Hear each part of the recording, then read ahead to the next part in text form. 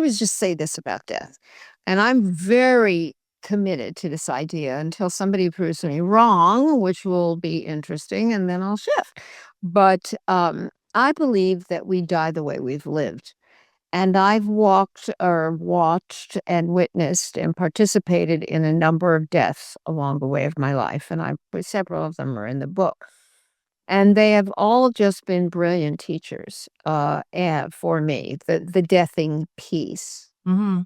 And I have yet to meet someone who did not die the way they lived. The jubilant died jubilantly, so to speak, with the pain and whatever. Yeah. The complainers die complaining.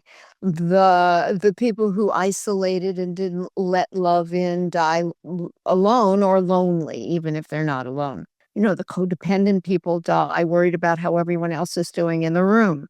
It's it's, it's amazing. And I've seen this over and again. Uh, Conrad died exactly the way he lived. What was different was me in the experience. And by the way, he was much better at dying than I was at watching him die.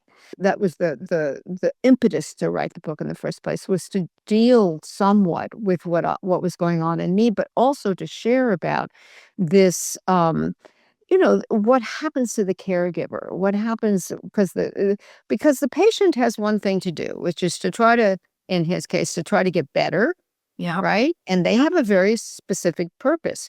And there's so much powerlessness on the caregiver side.